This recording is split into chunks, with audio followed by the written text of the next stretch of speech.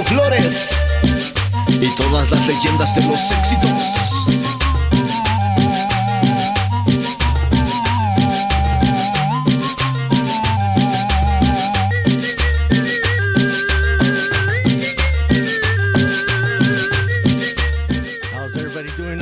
You're listening to KSQD Santa Cruz, KSQT Prundale. You're listening to From the Streets with your host Omar Dieguez. And today in the studio, we're going to have Elias Gonzalez, Edgar, Ibarra, two community leaders that been doing a lot of good work in the community. And we're going to talk, we're going to dive deep into what it means to be a community member, what it means to stand up for the youth, what it means to build community, to hold, to be accountable for your actions. And we're going to get to know these two fellow gentlemen in here and all the great work that they do. But like I always like to start my shows, I like to always thank the Creator for allowing us to be here, for allowing us to inspire the youth, to empower our community, not only by real people, but by real radio, never artificial, always intelligent. Today from the streets, we're going to be lifting up two powerful leaders who are shaping the future of our communities from the ground up. First, we have Edgar Ernesto Ibarra Gutierrez is a visionary cultural communication strategist, turning lived experience into power, from mentoring youth, returning home from incarceration, to advancing policy and cultural healing rooted in palabra. Edgar is redefining what leadership looks like. He's not just telling stories, he's elevating voices, shifting narratives, and building pathways for real, lasting change, from statewide leadership to the California Endowment Board, with impact where his impact is undeniable. Also, we have Elias Gonzalez, Watsonville born and community driven, is a leader built by the people for the people. From experiencing housing struggles firsthand to leading for over 2 decades, Elias has dedicated his life to opening doors for youth, families, and working communities. Whether it's workforce development, prevention, or policy, he has been on the front lines making change happen. Today, as Associate Director at Youth Alliance, he continues to build leaders and fight for a stronger, safer, more united future. These are leaders who don't just talk about change, they live it, they build it, and they bring their communities with them, empowering youth because all youth are sacred, si se puede. ¿Cómo están? Eli, how are you? Edgar, how are you? We're good. Yeah. Aquí echándole ganas, a little tired, pero aquí andamos. Edgar, how you doing? Just taking care of business. It's Monday, y'all. So for all those out there getting out of the job, in commute, stuck in traffic, ahí vamos, gente, ahí vamos. Echándole ganas para adelante, right? You know, tonight we're going to be talking about service to the community, what it really means, what it looks like, and what's missing. And you know, we're going to go deep into community work at every level, youth empowerment, environmental justice, pesticides, and the proposed best battery plant in Watsonville, and what accountability looks like. And the real question, what has it changed in our communities? So, you know, Elias, I'm going to start off with you. You know, you grew up experiencing housing instability. How did that shape your commitment to serving the community? Wow, thank you for the question. Well, yes, definitely growing up in Watsonville with the struggle, right? Coming from community where working class parents tried the very best, right? But once my parents separated, I know it was a struggle for moms. Right, finding multiple jobs, working, doing the best you can, right? And at one point, even sleeping in cars, right? So I know that impacted me. I know that it created trauma and it created a lot of different things within me, right? And not knowing how to navigate some of those things at a young age made me make some choices that I would not make now, right? But definitely, I think it definitely impacted what I do today and how I see the work we do, right? It's something that we're all navigating. It's a lot of us are navigating those issues to the day, right? Nothing has changed from then to now. We're seeing the same inequities in housing and folks struggling just to survive in Santa Cruz County, specifically in Watsonville. And for the listeners that don't know at home that are listening right now, you are running for? District 4 County Supervisor.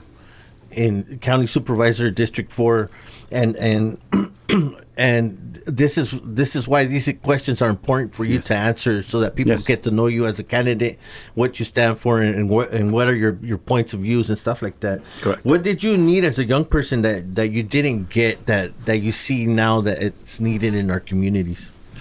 There was a lot of things happening in our community, and I think that we needed spaces, right? As young people, our families are there, are doing their best they can, right? Trying to do the best can to survive, working multiple jobs, but definitely I think we needed outlets, healthy spaces for our communities to thrive.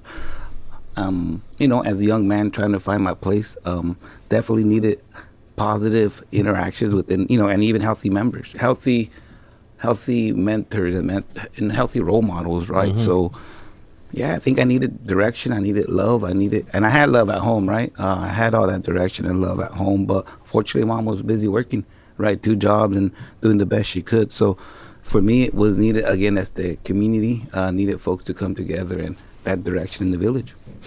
And growing up, you say you speak about community, and how does your lived experiences help you build a community and all the work that you do today? Like, I mean, because you do a lot in the community. You're in a lot of different spaces. How has your lived experiences shaped the person that you are today? Well, everything we've gone through is a lesson now. I've learned, right? Everything we navigated has become a lesson. So I don't regret nothing I've gone through or anything that I've done. It's something that has built the person who I am. So definitely everything that we've gone through is something that we're building on, right? Going back to, understanding my own trauma, understanding the things that happened in my own life, and building and struggling through that, right, to create my own healing, because I know it was important. Once I was able to acknowledge that trauma and the things that were happening in my life, I was able to, work through those to be able to be, that example and that role model. Because really, I think we wanted those role models. And when my children were born, I definitely wanted to be a better role model for them. So definitely, I think that's what helped me, trying to be a better person, just trying to be a good example. So really, I think I was told one time that I think the biggest teacher in my life was my father, him stepping away, right? And he moved on and got up and moved out when we were little. And I think the biggest lesson, because I wanted to be there for my kids. He got up and left. I understand that now. But being as a young man, I didn't understand that. So as I got older, I started understanding that, and I started becoming the father that I wanted in my life, right? Being present, being always there, caring for my kids, loving them, hugging them, and just being there for everything, literally from after school to picking them up to doing all that, right? Really guided me to be a father. Just wanted to be a father that was present, wanted to be someone that was there, not just for my kids, but for my community and those that I worked with. Mm-hmm.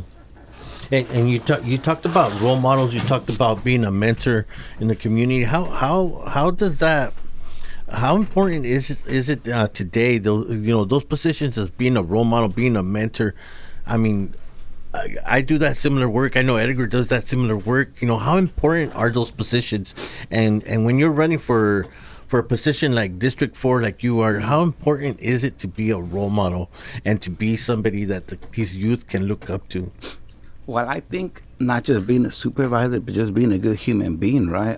That's what our families are teaching us to be. I mean, that's what we were taught, be a good ejemplo, right? Hay que ser el ejemplo is what we were told, right? So I think that's what we're trying to do, just be that solid example that we were looking for when we were younger, right? Not to say that we didn't have them, but there wasn't too many around, right? So definitely for me, it's, leading by example, and practicing what I preach, right?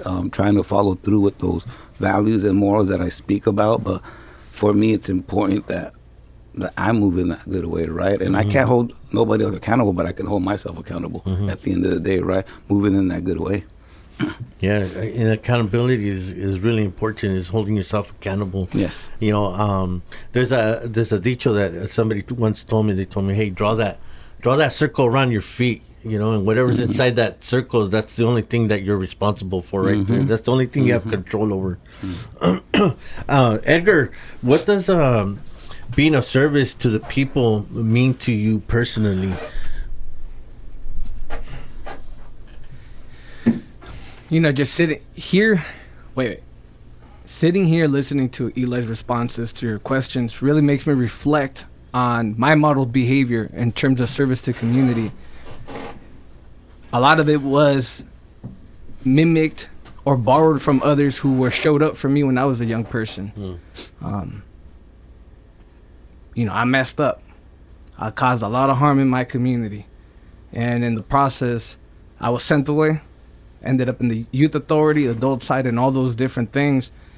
And if it wasn't for those people who intervened at different moments and still believed in this idea of a second chance, of what others, and on the religious side, might call redemption, if it wasn't for those folks, I would have never got that second chance. So when I talk of service, it's really of showing up for the situations that folks don't want to show up for. There's issues and battles that are what I call vanilla, or what I would, and again, this is my own personal opinion on things, but it's or the ones closest, like getting cherry picked, right? And for me, a big thing is juvenile justice, criminal justice, tackling some of those hard conversations. And here in Santa Cruz County, it's a hot button issue. We have a bill that is, what's her name? Assemblymember Pellerin is pushing around, trying to enhance these issues around youth justice, or trying to increase and create more of a problem in terms of all the different types of efforts that have been made to keep kids close to home and not perpetuate this ongoing cycle of incarceration, of just locking away young people and leave them there. So it's like showing up for those type of battles. And I think of being of service is like, hey, not shining away from the fight, showing up, setting your ground, standing tall on your 2 feet as always, having that backbone, that spine that sometimes, again, some folks get shown a little bit of flow, a little bit of cash, they get a little scared, and their spine just lingers away. It withers away. And for me, that's extremely important, that it's like, and again, and it comes from a place of the example was first seen at home in terms of moms holding it down, taking care of business for the whole family. But in second, and seeing how a lot of folks in our community always showed up. And we see it every single time. When someone passes away, during the hardest moments, everyone shows up. We might not necessarily know how to love and be explicit or in a healthy way, but a lot of our folks operate in extreme ways, and they show love in very extreme ways. And we see that manifesting in so many different ways that is, one, both productive and counterproductive. So again, just to bring it back to the question of service, it really is modeled behavior over all those that supported me in my journey of, first and foremost, walking with palabra. That's a big thing. A lot of, when I was younger, I used to make fun of palabra and all that stuff. But hey, now as an adult, as a young person, as someone who's growing up, who's trying to build a family, who's making this effort, being able to just, every time I tell someone, I'm going to show up for you, bruh, holding that, coming back to that. That's the first and most important thing, because no one cares what you're going to say. It's how you make them feel at the end of the day. And I'm glad you touched on palabra. For the people that don't understand what palabra means, palabra is your word. That's something very important when you're working with youth. You have to keep your word. You have to keep that consistency. Yeah. So how important is palabra in building trust with your community? You want to take a crack at it, Eli, or you want me to? Oh, I can. Yeah, I can definitely. Both of you, yeah, go ahead. Go for it. Well, I think for me, why it's important, palabra is important because I think it's how you show up, as Edgar was stated, right? If we work with communities that have been impacted, right, and the reality is that we're expected, and I say we because I was one of those young men, and I still feel like I'm one of those young men, right? We expect folks not to show up. We expect folks to tell us that they're gonna show up and not be there, right? That's what everybody says, but and people say that because it sounds good, right? It sounds good in the moment, it sounds good and all that, but like Edgar was saying, are you really gonna show up when it gets tough? Right? Are you really going to show up when things are happening? And that's what young people are looking for. Are you going to show up like you said you were? So for us, I think we've been showing up. We've been showing up. And again, sometimes it's like, well, you have this title, you have this role. Can you show up to this space? And I'm like, well, yes, we're going to show up because we're, first and foremost, we're human beings and we're people. So we look at young those are our people. Those are our relatives. Those are our little nephews, our little nieces, and those are our families. Those are our communities. So for me, palabra is all I got, I tell people. I don't have much, but I do have my palabra.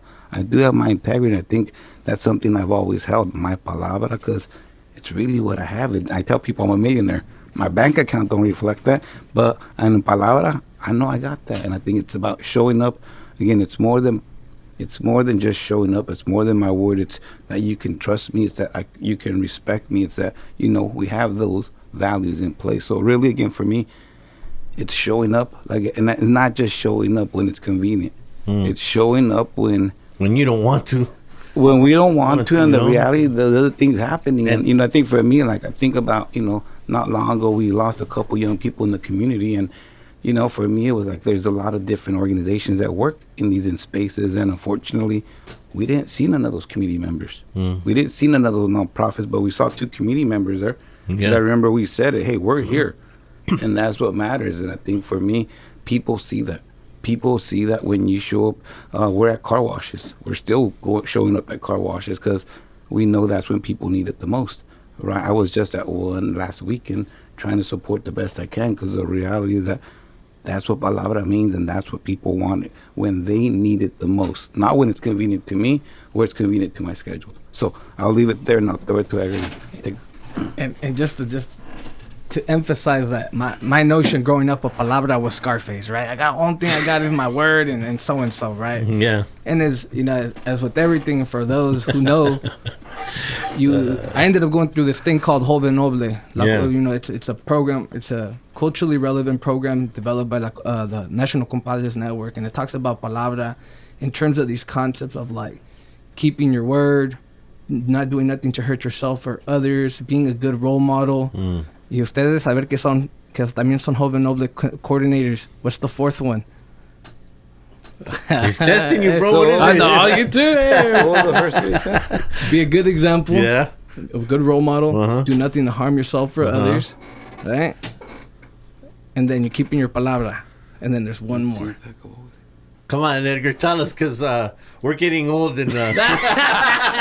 Pues yo tampoco me la sé. That's not working.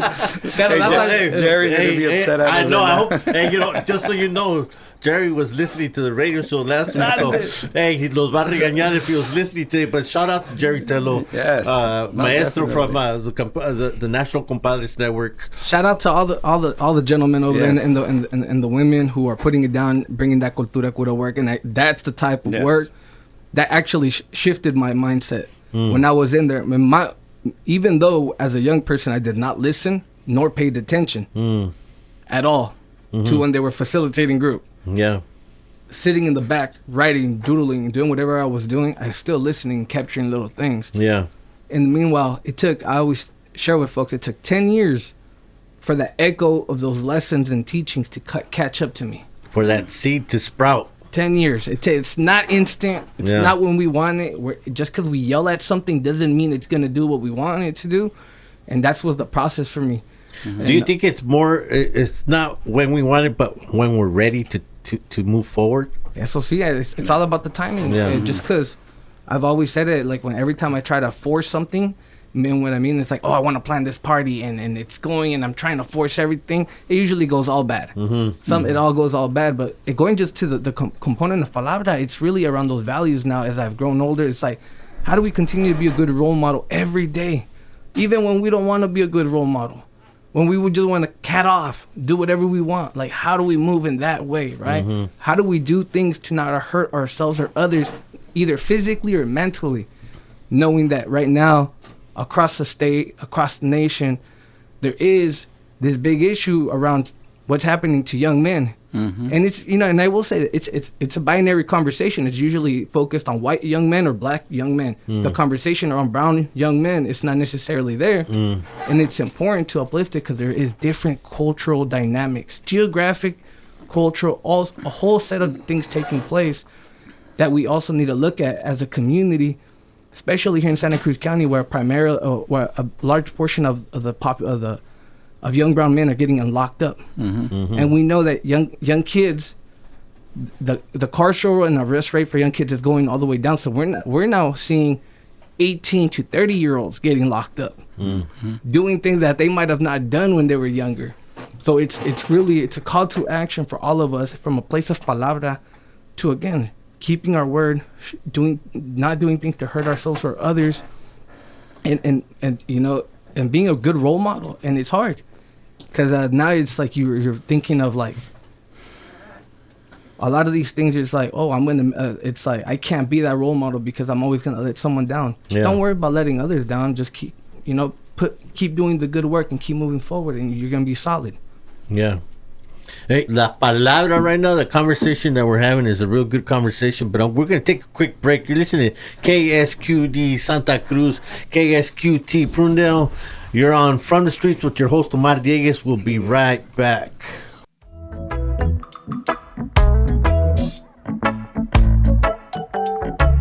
Me digo yo.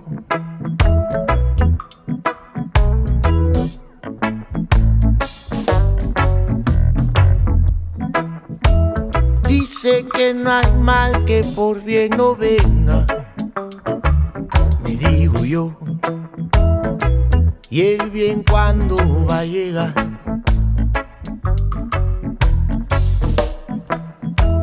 Dicen que están lejos las estrellas, me digo yo, de aquí las veo brillar.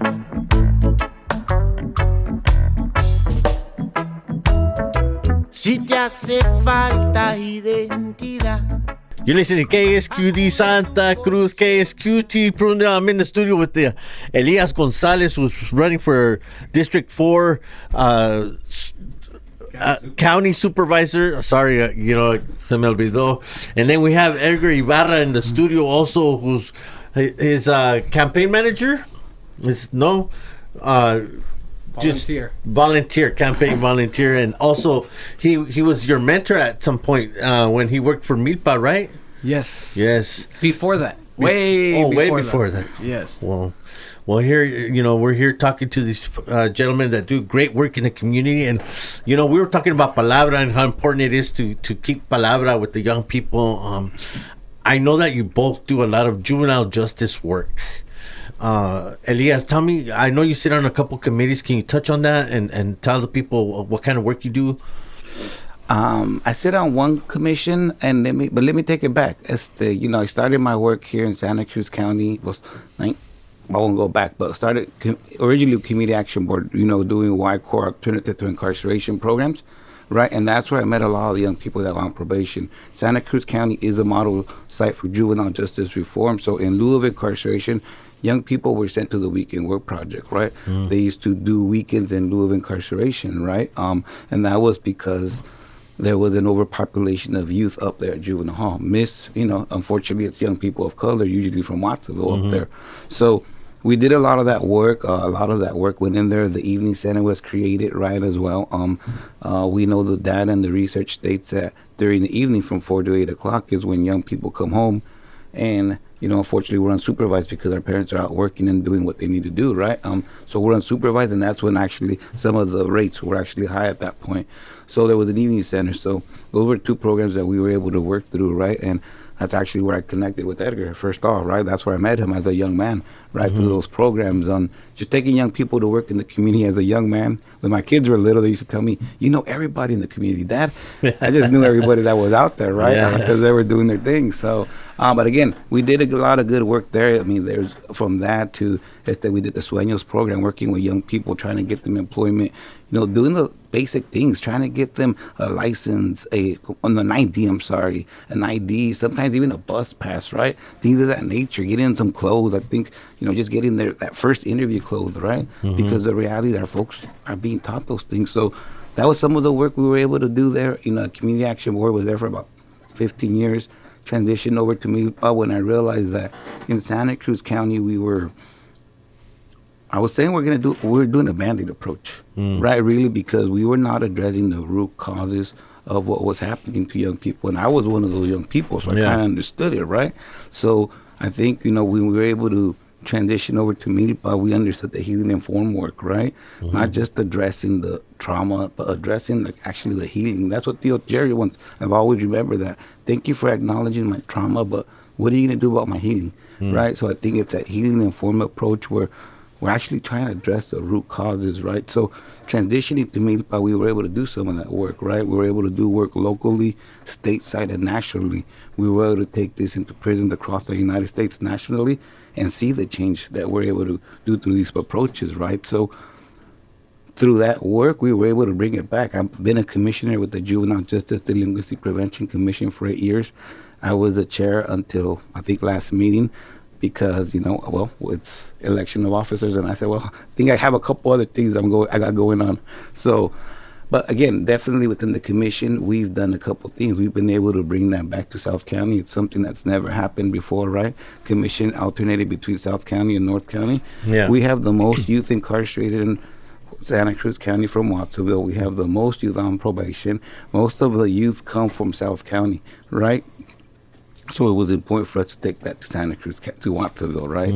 So again, in that commission, we're actually advocating. The focus is the inspection of a juvenile hall, but recently we started looking at things that we can do differently, right? How can we actually be advocates for young people, right? How do we actually look at prevention, right? So we started looking at those things and working in community. I believe the commission right now, when I got there, it was similar folks. Now I think we have a different kind of group of folks that are making decisions in the best interest of the community. So again, that's a little bit about the work. I mean, again, we did work at a stateside level, trying to change those policies, and that's what I do currently as well, right? Looking at the juvenile justice, looking at the policies, looking at different policies that can benefit our community and those that are actually harming our communities, right? So, but again, that's a little bit about the work. I'm going to push it over to Edgar. Before we give it to Edgar, I want to ask you. You mentioned something about working. You sit on the commission as a commissioner for juvenile justice. That means that you sit with law enforcement, you sit with judges, you sit with other community system people that work for the system on those committees, right? How do you stay accountable to the community while working inside the system?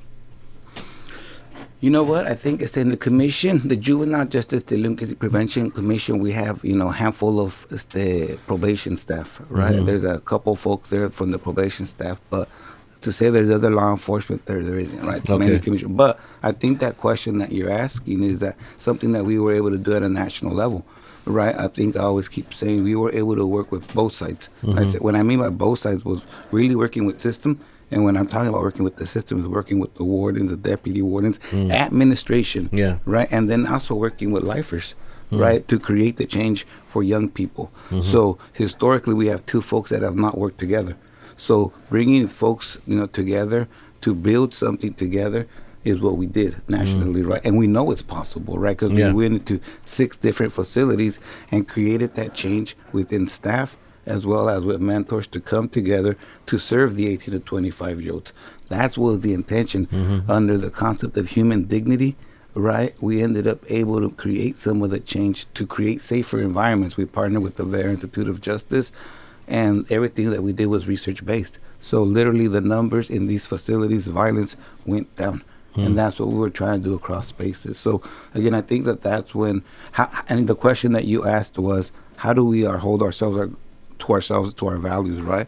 I think for me, really, it's building relationships. It's what I've done all my life. And thank you for saying that, because that's something that you always talk about is building relationships. So again, thank you for that. I think it's always building. We've gone back and connected with people first, right? We're going to disagree in this work. This is tough work that we're doing out here. So we're going to disagree, not see eye to eye. We may not see eye to eye at times. I may not see eye to eye with Edgar. And I've actually told Edgar, if I do something, call me in. Call me. Don't call me out, but call me in and let me know that, hey, that's not working. We're going to have to do something else and work on that. And I actually expect that from Edgar. And I think he expects the same thing from me, because that's the kind of accountability we want to have for each other, right? So, but again, really, it's you build relationships. When you build relationships, genuinely build relationship with people, you're going to realize this is not an attack on you. I may disagree with what you're talking about right now. But it's never an attack on you as a person. So there is a way to do this, right? And without being rude, and that's what we did when we were younger. And even when we started learning some things, right? We were angry. Yeah. And we were rightfully angry. We have a right to be angry with everything that's happening, but it's also how we channel that energy, right? And how we want to work with people. And I think that's, in the short time that I've known you, I've worked alongside you in some spaces for like 4 years now. And I think one of the things that I admire about you is that you're able to sit at any table and come to some kind of agreement, even if you don't disagree. You're able to stay at the table, and that's one of the things that I admire. I mean, I know I have a different approach on how I deal with business, but that's one of the things that I admire and that I've seen about you is that you're able to stay at the table and keep those conversations open. If I could just say one thing, I think it's not easy, right? Because in those moments, we feel it. Se siente, like my mom always said. You know when you're welcomed in a space, and you know when you're not welcomed. But it's important that we walk into these spaces to create the change. I think we talked about it one time when we're like, you're really gonna go do this work, and we're like, yes, because if not us, then who? Right. If we don't go there and create this change, then who? And it's the same thing that we're doing today. If not us, then who? Right. And that's what we're doing, right? So. Edgar, I know you do a lot of juvenile justice work also. You do policy work. I would like for you to touch also on the cultura aspect, on the healing part of it. Tell us about the work that you've done and how you bring cultura and the healing to this space. Yeah, definitely. Most importantly, I will say that the work I started doing in juvenile justice, it didn't just happen just because, I'm going to do that. Yeah. It really happens that when I came back home from incarceration, I ended up in Elias Gonzalez's office asking for a resume. And, for someone that doesn't know how to work, never had a resume, doesn't know nothing about interviews, I didn't have the proper clothes to go for an interview or nothing like that. And I walked into that blue building right there on Beach Street. What's it called? Main Street. The Lanich building. That building. And, everyone knew. You come home, you need a resume, you need support with the bus pass, you need all those things. You go to Eli, you go to CAB, and someone's going to help you there, right? And that's what I did. And when I walked in there, Eli we were talking about La Cultura, talking about different sets of books that I had just finished reading. We were discussing things, and he was at a moment in his life when he was actually just ready to make that shift in terms of like approach, right? He was in a place of service, but now looking at like, okay, what can we change systemically? How do we shift policy? How do we build an organizing base that really creates change? Very foreign concepts for me at that time. Right. Very, very foreign, but that's where he was at. And I was like, I don't know about that, but I need a resume, and I need to get a job because some clothes and my bus pass and. Yeah, my PO was on my helmet. Yeah, he was like, you got to get through, boom, boom, boom, and so I got that. Sure enough, shortly after, I ended up getting a job, and we stayed connected, right? And one thing about that part of the relationship and how I transitioned into juvenile justice is that all along time in my incarceration and as I left as a kid and I came as an adult, Elias Gonzalez and a few others, Javier, and a few others always consistently wrote to us, shared information to us. I remember receiving National Compadres Network resources, readings when I was incarcerated. I remember reading the brown paper that they wrote while I was in there. And just receiving and reading that type of literature started doing something, right? It started sparking things, and I started able to connect different things. So when we finally come home and you see someone that's consistency went beyond, right? So let's be real. Who really would sit down and write a letter? He didn't write a letter. He typed a letter. First and foremost, I got to put that out there. Like, I wrote your few. But it's those things, right? And for me, that's why I volunteer. I like to volunteer. I'm volunteering my time supporting Elias in this campaign because it's like, se prestó conmigo, right? He helped me out. And some of the times that was the hardest, so I went for it. And I was like, man, right? If I can knock on some doors, pass some things out, ¿por qué no? It's the least I can do, right? And for a lot of us that have been helped and supported by Eli, that's kind of like the mentality you have. Hey, man, the Vato did so much things for us. Why can't we get back like this? So all that to say, in transition, in terms of juvenile justice work, like even just to highlight today there was a juvenile justice SBA 23 subcommittee for juvenile justice coordinating council. Yeah. Which focuses on the incarceration of young people that are going to stay within county for long periods of time. Now the county can keep kids up to 25 due to SBA 23, which was juvenile justice realignment. Again, when we're thinking of policy and systemic change, we're looking at a county that continues to do the same thing over and over again. They place and say things in terms of model sites, model this, model that. But when you look at their checkbook and where the resources are going, it's not going back to community. It's going back to the salaries and benefits of probation officers who, again, are making a living off of kids. Unfortunately, because of those young people have made terrible decisions where they've hurt other people and themselves and their community. Now someone gets to make some money out of it. So my advocacy, it's always been in my lived experience of terms of the harm that I created. It's informed by that, but in the process of trying to rectify and do something right. I currently work for the National Center for Youth Law. It's a national organization where we focus on, anything and everything youth law. And I'm a part of the youth justice team where I'm able to work alongside attorneys, policy advocates, community organizers, and bring all our skills together to try to create change throughout California. And we shout out to one of my colleagues in the whole coalition. It's Daphne and everyone out there from the All Youth Are Sacred, CAYCJ, everyone that participated in passing endless probation. But that's the type of stuff, and endless probation, which is AB 1376, which now caps. Kid can't be on probation until they're 21 no more. They capped at one. It still happens. It's still happening in some areas because I work with some of those youth, that have been on probation for years.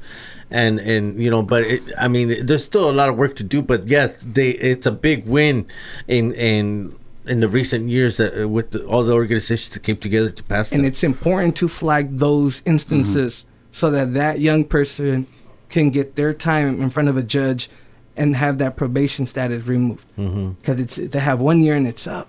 So all that to just say, like, that advocacy, and it's a learning curve. You're learning, you're having to, one, sit and learn as you go, from the opportunity to try to go testify in front of an assembly hearing or a Senate hearing at the state capitol, to doing local policy advocacy, having to sit with different stakeholders in the county.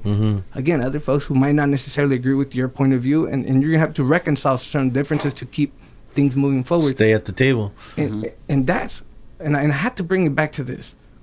When we've been in there, I know that I'm a hothead. I know that my passion sometimes gets the best of me. And in those moments, while we've been advocating, Elias has been there. And he's been the one, just calm down. It's serious, but it's not that serious. There's a way to move and work together and make things happen. I get. And that for me is like, when we're looking at this race right now, folks will chime on the record. Other folks will talk about being leaders and all that.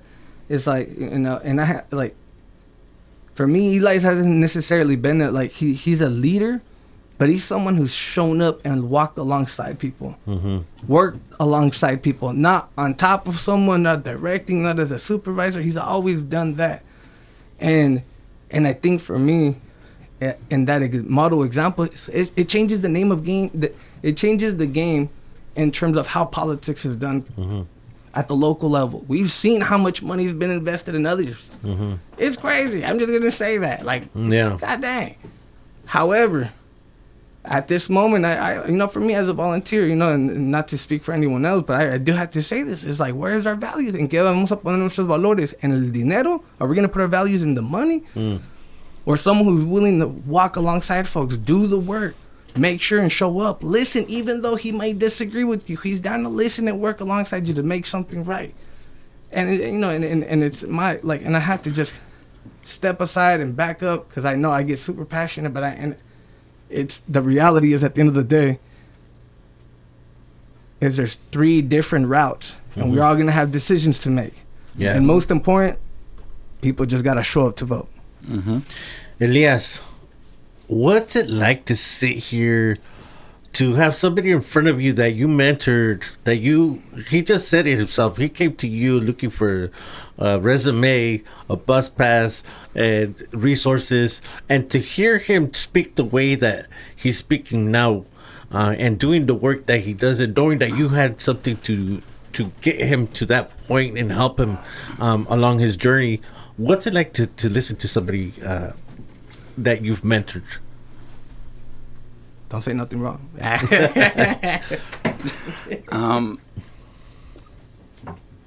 Sitting here listening to him, I think we've had these conversations. Mm-hmm. We've had these dialogues, me and him, right? And I think that the reality to be able to just to hear it, obviously, is humbling. Mm-hmm. Right, but I don't think we ever did it for the glory or anything like that. This is what we do for people. Mm-hmm. This is what we've done all our lives, and this is what we're going to continue to do, right? Because these are the teachings that our older folks are teaching us, right? To show up, to be of service, to be of community, right? This is what it looks like to be part of the village, to be part of the circle. I think when Edgar I was laughing because I think when we were running those work crews, I was probably the one working the hardest and trying to make everybody work. Right? Edgar's laughing because I think I had one time I might have pulled his ears because he didn't want to work, right? But no pulling ears, no juveniles, right? But no, literally I think again for me it's hearing that. But I think I mentioned to him and I've never considered myself a mentor to him. Mm-hmm. Right, I've never once said I'm your mentor. I'm more like it's my little brother more than anything. Right, that's my little brother. Mm-hmm, yeah. And he's laughing over there, right? But no, I think for me, and that's how we move. We move as relatives, right? Or we take care of people because that's what we're being taught. Like I said, I don't look at. And I think hearing it feels good. But again, I'm paying it forward. Other folks have showed up for me. Other folks were there. There were other men in my life that stood up like that, and I'm here because of those men. You're right? Giving back what was given to you one time. I mean, I have to think about Pete Galvan when I think about this, right? Father figure that, always took us in, right? When we were little kids, he always took us in. He never once turned us away. And his wife, Rosa Galvan, right?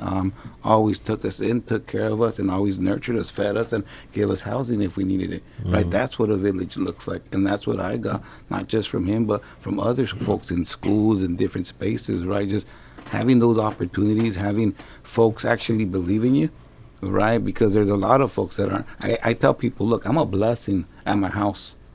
The moment I leave that house, for some weird reason, there's other titles that are put upon me. But again, in my house, I'm a blessing, and that's how I move. I try to move that way in the spaces with the young people. So, it's humbling, but that's what we're trying to do. Right on. Well, we're running out of time, but I wanna take a quick break in a little bit, but when we come back, I want to talk about your stance on pesticides, your stance on the battery plant that they're wanting to build in the best battery plant in Watsonville, your stance on youth empowerment, because I want the people to know who they're working with, and we're gonna come back after this quick break. You're listening to KSQD Santa Cruz, KSQT Prunedale. You're on From the Streets with your host Omar Dieguez. We'll be right back.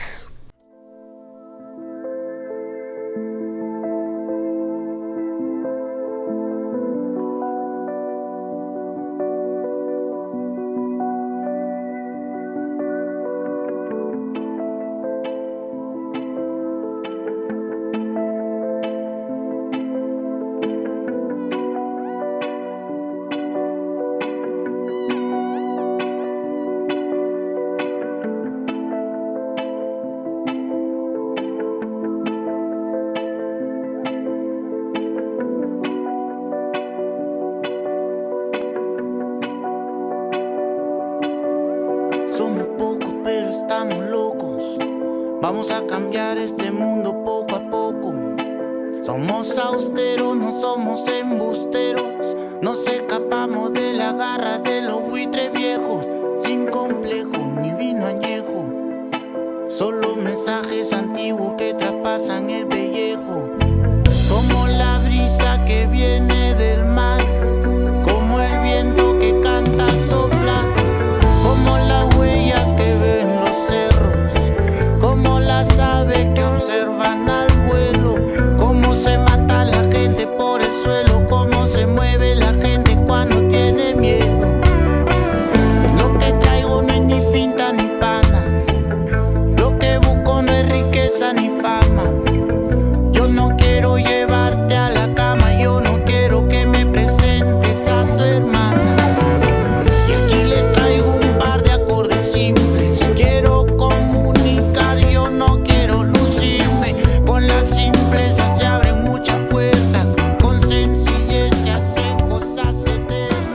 You're listening to KSQD Santa Cruz, KSQT Prundale.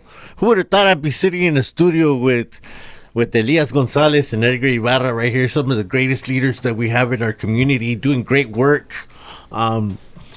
We just got a caller that called in, and she wanted to remain anonymous, but she wanted me to ask you a question because you're running for District 4, and she wanted to know your stance on the rail trail project. Where do you stand on that? What are your thoughts on that?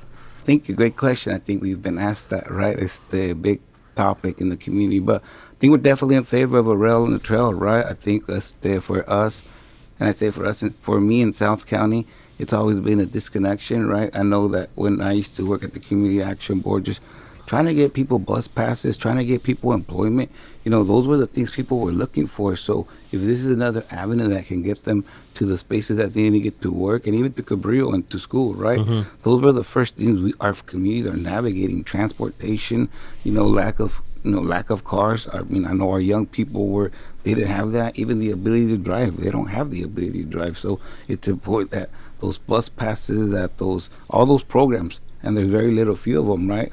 We keep losing a lot of those programs that we do have them, right? So definitely in favor. I think it would be something that our community needs to connect us to jobs, schooling, and just extracurricular activities, because there isn't much for our young people and even our adults to do in Watsonville. And Edgar, if you feel like you need to jump in and help him answer some of these questions, go ahead, feel free. I'm just gonna shoot some questions for him because I want people to get to know who he is and where he stands on some of these subjects. Education. I've seen you at many school board meetings. We've had the teacher layoffs. We've had a lot of different fights going on against SROs. We've had fights for.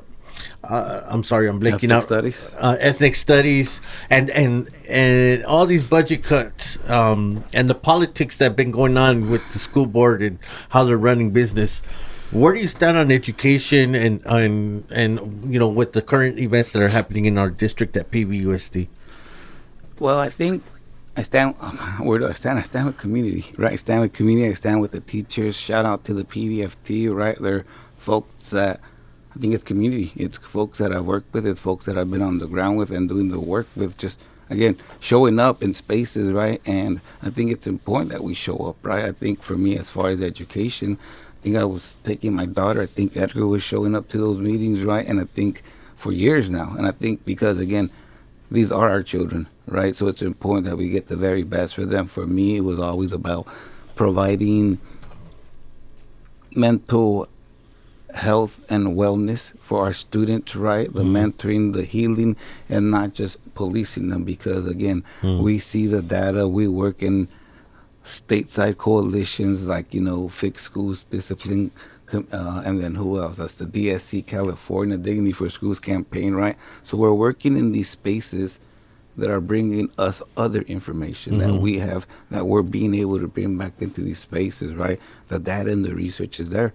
So we're following the data and the research and advocating for our communities with that information. Like Edgar said, with the advocates, with the lawyers, with those folks creating the policies. So we're having that data and information. So that's what we show up with. And when we have that kind of information and that kind of community behind us, again, that's who we stand behind, and that's what we stand by.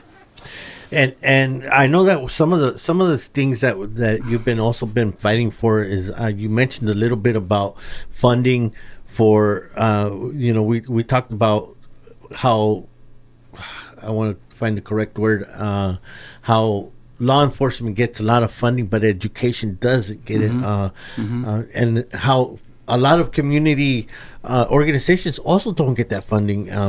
So tell me a little bit about the funding. How would you help better the situation if you were to get elected as supervisor? Well, I think it's important that we look at the budget, and I think especially when we talk about some of the programming and things that are happening, that we really do a budget. What's the word I'm looking for? Not analysis, a budget audit. Checking it, right? Let's check the budget out. Let's see where the monies are coming. Let's see where the money is going. And let's have that true conversation with community at the table, right? And let's actually show the people what we're doing with our money, right? So I think, yeah, definitely, that's where I'm at with that. I think it's important that, we start looking at, where is the money going to, right? And what can we actually do differently, right? And again, it's always going back to community for me. So, and then I've heard you speak at different events, and one of the things you talked about was bringing activities for the young people, places for them to hang out, places for them to have different kinds of things to learn. Tell me a little bit about what your thoughts are on that, and what are some of your plans? Well, really, I think it's about reinvestment into our community. I think that we do not have much for young people to do, right? But how do we look at investing into the parks, investing into the public arts, investing into mentoring, investing into programs that are going to benefit not just our students, but our community as a whole, right? Because the more that I hear about this, it's not just young people that are navigating issues, it's our whole community, right? Older folks and everything. Mm-hmm. And how about pesticides?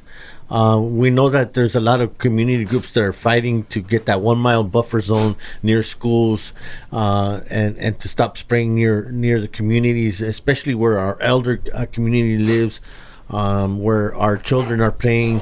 What kinds of things would you bring to the table if you were elected supervisor?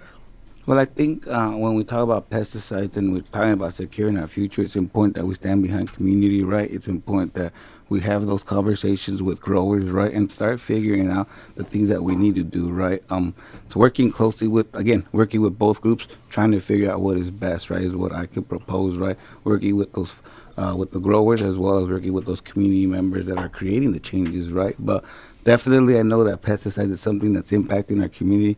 We know the cancer rates are up high, right? So it's something that definitely we need to do and work on, right? Definitely lean on folks like yourself, right? Folks that are doing the work already as the experts. And that's something I keep saying. I'm going to lean on those experts that are already doing the work, because I'm not going to show up with the policy. I'm going to start working with folks that are already doing the work on the ground, so we can bring those policies forward, right? So that's, what we're thinking about doing for now. Yeah. Is there anything that I left out that you want to talk about? We got a couple minutes left. Edgar, if you want to jump in, but you got a couple minutes to tell the community what you want them to know about you that they don't already know about you. Well, I think that's the one thing. I think, overall, I think I tell people this. I think at the end of the day, I'm a community member first, right? I'm a father and I'm a grandfather, and those are the roles that take the most important, and that's why I'm going to show up, right? But again, I'm going to show up because it's their future, right? And that's what I'm committed to. I'm not just committed to them. I'm committed to all kids and all children, right? Because they're all, like you mentioned earlier, our youth are sacred, and we truly believe that. And I think before Edgar, I give you the floor, one thing that I think both of you are very big on, that I think it's important that we mention, is the indigenous community and la cultura. Tell me a little bit about, where you stand with that, and how important in the indigenous community and cultura is to what you do.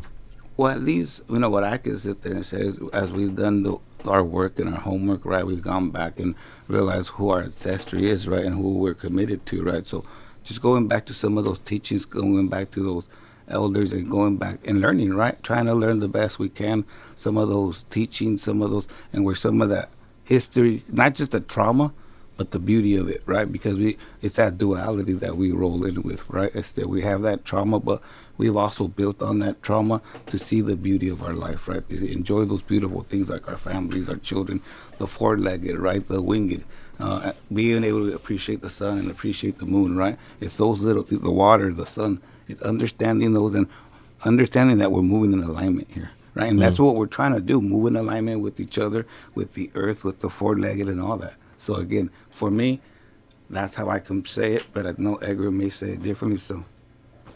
No, I'll definitely just say that it's Elias moving on his campaign. That a few things that have come up is, one, is making sure we're working with local California native indigenous folks, and first and foremost, like we're wanting to wanting to really uplift that. But I will close it with this. It's just saying that what Eli is going to do is so many different things, but the leadership, the values, the strength that he's going to show up with is going to be extremely important. Especially as HR 1 and different federal policies start taking hold and having a local impact, we don't need other folks who are willing to take big money for other folks and make God knows what type of decisions based on their commitments to others. Mm-hmm. We don't need the status quo from other people who continue to lollygag and go down the same way and do the status quo and just because they're a part of the club, continue to do. We need someone who's really going to ground themselves en la gente, en la comunidad. Porque el pueblo unido jamás será vendido. Mm-hmm. That's just straight up. Mm-hmm. And I got to continue to just share and uplift that because we need someone who's rooted in community, willing to get down and willing to go and willing to represent our folks at every stage of the conversation. Watsonville District 4 should never be the last part of the conversation. It should always be the first part of the conversation. And, as someone who's volunteering for Eli, I'm always going to remind him of that. Mm-hmm.